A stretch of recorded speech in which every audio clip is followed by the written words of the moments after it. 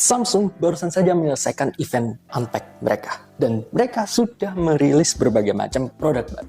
Jadi, mari kita mulai dari yang paling kecil, yaitu Samsung Galaxy Ring. Ini intinya seperti health tracking device, jadi bisa memonitor kualitas tidur, olahraga, heart rate, dan lain-lain. Tapi ini kurang lebih sama dengan Galaxy Watch, hanya tidak ada layarnya saja, jadi harus lihat lewat HP. Tapi ini memiliki ukuran yang lebih kecil, jadi kamu bisa melupakannya saat kamu sedang memakai alat ini. Aku ingin sekali bilang untuk membeli barang ini saja dibandingkan dengan Galaxy Watch karena battery life-nya juga sangat bagus. Dengan case-nya juga, kamu bisa mendapatkan hingga 2 bulan battery life. Tapi sayangnya, ini harganya jauh lebih mahal daripada Galaxy Watch 7.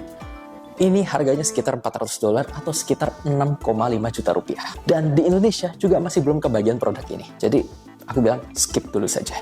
Lalu Samsung juga merilis Galaxy Watch 7. Intinya, Galaxy Watch ini memiliki bezel yang lebih tipis dan chipset 3 nanometer yang lebih baru. Jadi lebih efisien di baterai dan lebih cepat. Dan mereka juga menambahkan sensor baru yaitu AGE, Advanced Glycation End. Jadi ini sebenarnya sensor apa sih?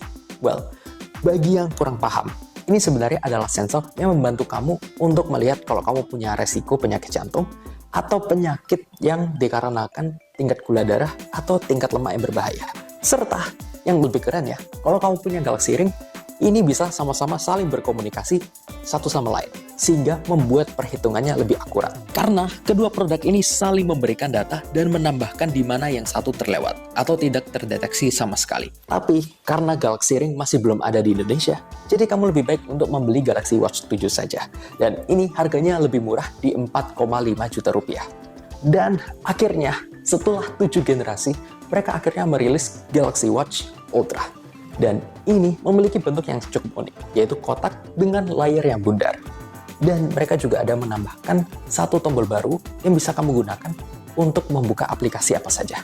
Dan kalau dilihat lebih detail, ini bentuknya sangat mirip dengan smartwatch lain yang juga sama-sama memiliki nama Ultra.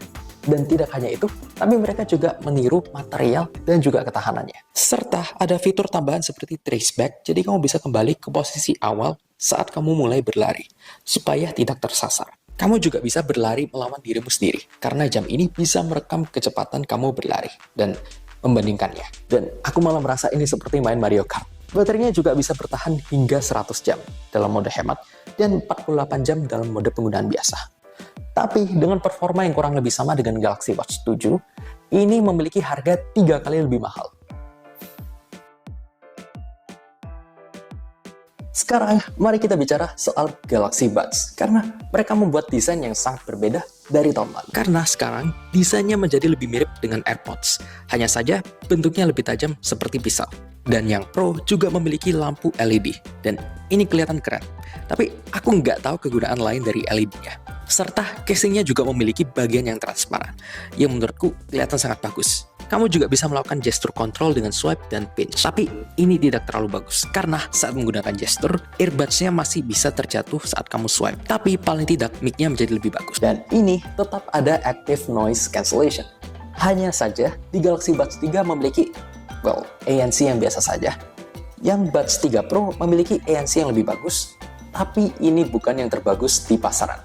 Karena kamu masih bisa mendengar suara dari luar. Jadi tidak terasa seperti kamu di ruanganmu sendiri. Sekarang, mari kita bicara soal Z Flip 6. Dan secara desain sebenarnya kurang lebih sama saja. Hanya saja mereka menambahkan warna di bagian lensanya untuk menjadi sama seperti bagian lain dari HP. Serta bagian sampingnya juga diubah menjadi matte, jadi lebih enak untuk dipegang di tangan. Aku merasa semua upgrade di Z Flip 6 itu terjadi di bagian dalam, bukan bagian luarnya. Seperti layar yang lebih kuat dan lebih tidak ada crease-nya. Serta menjadi lebih terang di 2600 nits. Chipsetnya diganti menjadi 8 Gen 3 dan ditambah dengan vapor chamber yang merupakan hal pertama untuk HP Flip. Kamera ultrawide juga memiliki sensor yang lebih besar, kamera utamanya menjadi 50 megapiksel, serta baterainya juga menjadi lebih besar di 4000 mAh yang sangat dibutuhkan. Karena baterai merupakan masalah terbesar di Z Flip 5. Lalu juga ada fitur AI baru seperti Suggested Replies yang bisa membantu kamu untuk langsung membalas chat sesuai dengan gaya berbicara kamu. Ada Interpreter Mode yang menurutku sangat berguna, apalagi saat traveling. Jadi kamu hanya akan melihat bahasamu saja. Dan ada fitur yang membuat foto kamu menjadi gambar tangan atau gambar 3D. Ini cukup unik untuk membuat profile picture, tapi aku nggak tahu mau digunakan untuk apa lagi. Dan harga HP Z Flip 6 pada tahun ini itu menjadi 1 juta lebih mahal. Kalau harga Z Flip 5 dulu 16 juta, sekarang menjadi 17 juta. Memang RAM-nya di-upgrade dari 8 GB menjadi 12 GB. Tapi ini jatuhnya menjadi 1 juta lebih mahal. Dan yang terakhir, mari bicara soal Z Fold 6. Dan ini kebalikan dari Flip 6. Karena semua upgrade-nya kelihatan di bagian luar, bukan di bagian dalamnya. Fold 6 memiliki desain yang lebih kotak dan tipis.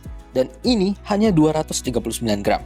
Hanya 7 gram lebih berat daripada S24 Ultra. Dan aspek rasionya di layar luar menjadi seperti HP biasa. Dan ini merupakan hal yang sangat bagus. Jadi, kamu bisa memiliki lebih banyak ruang untuk typing. Serta kamera ultrawide juga menjadi lebih bagus dengan sensor yang lebih besar. Layarnya menjadi lebih terang di bagian dalam dan di bagian luar menjadi 2600 nits. Chipsetnya juga menjadi 8 Gen 3 dan case-nya menjadi lebih tidak kelihatan. Walaupun tidak begitu berbeda dari Fold 5. Dan ini semua adalah upgrade yang bagus. Dan fitur AI-nya juga semakin lebih baik. AI-nya sekarang menjadi lebih akurat dan cepat dalam melakukan live call dan transcript. Dan kamu bisa membuat semua yang kamu gambar menjadi 3D. Atau gambar lainnya melalui AI. Dan kamu juga bisa menambahkan gambar di foto kamu. Dan AI bisa membuat seakan-akan kamu memiliki, apa saja yang kamu gambar. Tapi ini tidak selalu bekerja dengan baik. Kadang tidak bisa mendeteksi gambarmu sama sekali. Tapi ini tetap fitur AI yang bagus. Hanya saja meskipun setelah 4 generasi, kamera bagian dalamnya tetap terlihat sangat buruk. Dan kamu masih tidak bisa menaruh S Pen di bagian dalam HP, seperti di S24 Ultra. Dan harganya menjadi 1 juta lebih mahal daripada Fold 5. Tapi, hey, mereka akhirnya mengeluarkan warna eksklusif yang menurutku sangat-sangat bagus. Tapi, apakah semua upgrade ini memang pantas untuk menambahkan harganya? Bagaimana menurutmu? Coba tulis jawabanmu di komen. Terima kasih sudah menonton. Jangan lupa untuk like dan subscribe kalau kamu suka konten seperti ini. Ini JW StarTech, sampai berjumpa di yang selanjutnya.